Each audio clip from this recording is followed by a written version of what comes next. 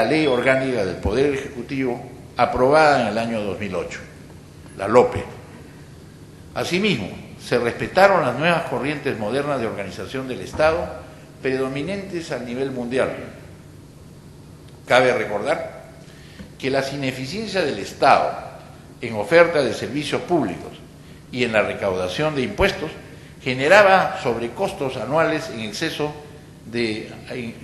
para las personas naturales y jurídicas de casi $1.000 millones. También en ese entonces las barreras burocráticas constituían costos de transacción que restaban competitividad a las empresas y promovían la economía informal o, en el peor de los casos, que se retrasaran las inversiones considerables. Los países que mejoraron todos los aspectos considerados que hacen negocio como nosotros adicionaron a su tasa de crecimiento del PBI 1.4 y 2.2 puntos porcentuales. La mejora en la educación y en la salud en el Perú pasó por el incremento del gasto social de 8% del Producto Bruto Interno en el año 2008 a 15% del Producto Bruto Interno en el año 2028. El gasto social anual por habitante ahora es de $610, mientras que en el 2008 era de apenas 170. En cuanto al tema laboral, se promovió una reforma que permitió reducir los costos no salariales al 15%, actualmente en el 80%, del total de remuneraciones de un trabajador. Asimismo, las CTS recuperaron su verdadero sentido y pasaron a constituirse en un seguro de desempleo.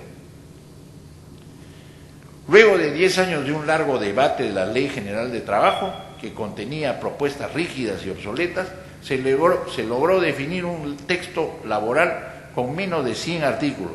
El actual, en esa época, del 2008, tenía 458. Estos artículos reconocieron y garantizaron los derechos fundamentales de todos los trabajadores en plena concordancia con las normas internacionales de la OIT. El resultado fue una mayor generación de empleo y un aumento significativo en la competitividad. Ahora, en el 2028, registramos una tasa de formalidad laboral del orden del 90%. Tras muchos esfuerzos, se logró impulsar una reforma tributaria que redujo el exceso de formalidades, configurando un sistema impositivo promotor de la formalización y de las inversiones. Se eliminaron los impuestos antitécnicos, se redujo progresivamente la tasa del IGB hasta un 10%, que es el actual, 2028. Se eliminaron las exoneraciones tributarias, se mejoró la fiscalización de la SUNAT, esto a través de uso de mayores tecnologías de comunicación y de Internet. Desapareció la retención, la detracción y la percepción. Se simplificó los procedimientos administrativos del Código Tributario. Ello nos permitió que el sistema tributario peruano pase a dos impuestos, el impuesto general a las ventas y el impuesto a la renta.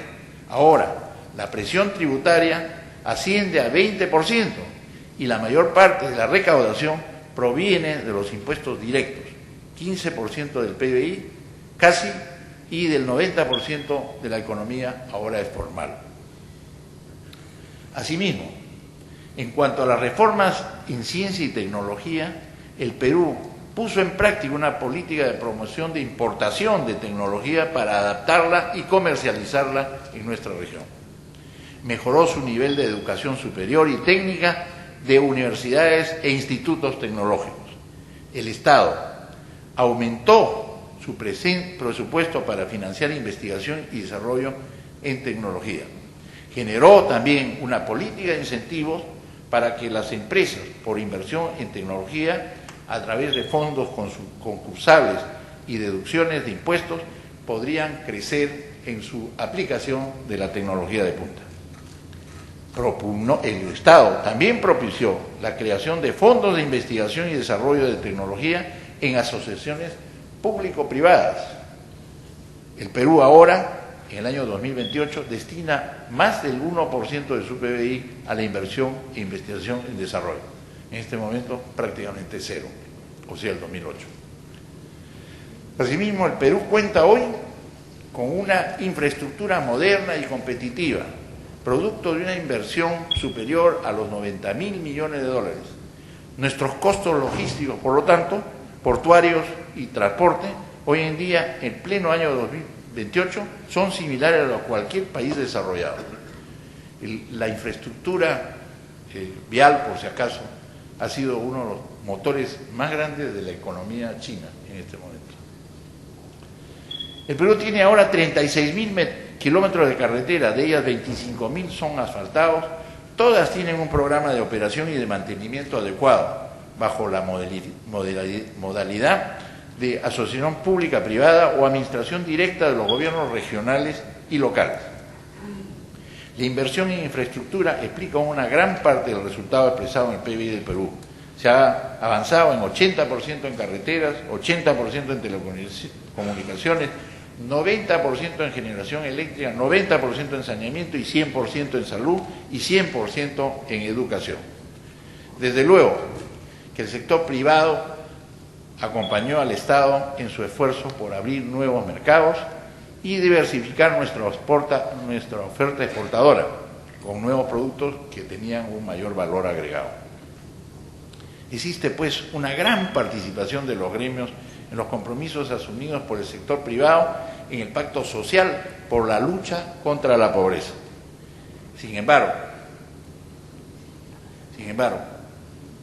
todo este escenario que hemos mencionado, que en cierta forma significa los deseos del empresariado en una visión del futuro, esa es nuestra visión del futuro, de que ojalá podremos llegar al 2028 habiendo alcanzado todas estas metas, y esto establece, por supuesto, el benchmark, o sea, el nivel de la valla que nosotros queremos establecer para todo nuestro país, para poder llegar a tener estos resultados, que son, no son cifras que se han jalado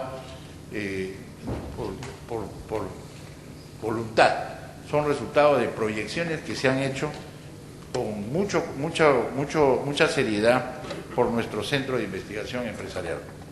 Pero sin embargo, si todas estas escenas que hemos puesto de prosperidad también pueden correr un riesgo de nunca llegar a configurarse, por haber tenido un gobierno que podría ser un gobierno antisistema a partir de las elecciones del 2011. Y aquí viene un mensaje. En este modelo, basado en la nacionalización de empresas, el cierre de la economía, el aumento del gasto fiscal, la mayor rigidez laboral y la carrera armamentista, traería como resultado la ausencia de inversión, la escasez de alimentos, el déficit fiscal, la inflación galopante, desempleo, inestabilidad política y social. El PBI, esta es la otra cara de la moneda.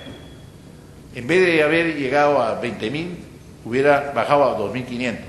Las exportaciones, en vez de haber llegado a 120.000 millones, se habrían estancado en 15.000 millones. Y la pobreza, en vez de bajar, hubiera aumentado en 52%.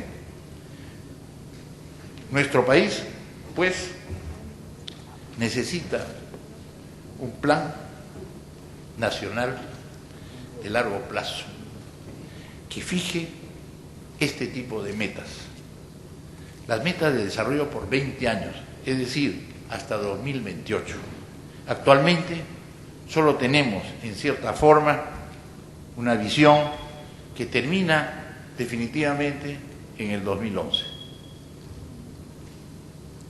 Necesitamos contar con un plan concertado que, además de institucionalizar los actuales cambios y avances, establezca políticas de Estado para el largo plazo, de tal forma que cualquier nuevo gobierno, al margen de su ideología, respete las vías maestras del desarrollo ya establecidas para darle estabilidad y continuidad al país. Ya hay un importante avance con las 31 políticas de Estado concertadas en el Acuerdo Nacional, que el Congreso de la República debería aprobarlas para que tengan un carácter vinculante. Los empresarios creemos firmemente que a estas alturas de la integración y la globalización de las economías debemos aprovechar al máximo sus ventajas conservando nuestra propia identidad. Para ello ha llegado el momento de superar definitivamente la improvisación y la demagogia, formulando un plan nacional de largo aliento que fije pautas para un desarrollo equitativo para garantizar el bienestar de la población y la consolidación de la democracia. El país, Perú, es un país con futuro. Se entiende que hay que hacer las reformas necesarias para garantizar seguir creciendo a tasas altas y sostenidas. Para ello, tenemos que saber elegir a los que nos gobiernan. Tenemos que ir haciendo que exista una conciencia clara de avance y no de retrocesos. El mundo está cambiando y existen fuerzas que pueden impulsar a América Latina y en especial a nuestro Perú para garantizar su senda de crecimiento y desarrollo. Tenemos que crecer con equidad. Si no atendemos las necesidades más urgentes que los que menos tienen, pero si sobre todo no le garantizamos igualdad de oportunidades, no habrá futuro para nuestro país y aparecerá el riesgo del antisistema. El futuro empieza hoy. No dejemos de tomar las mejores decisiones. Muchas gracias.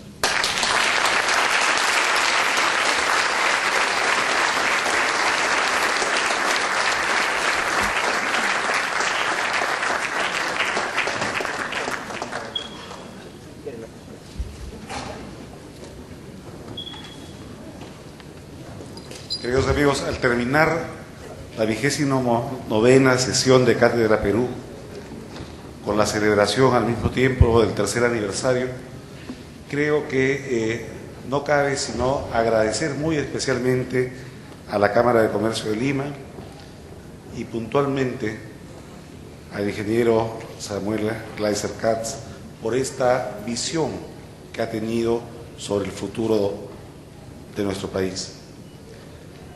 Nos toca, siguiendo el mismo tono de visión, imaginar que el escenario más positivo no sea solamente un sueño de un empresario comprometido con el Perú, sino que sea una visión realista.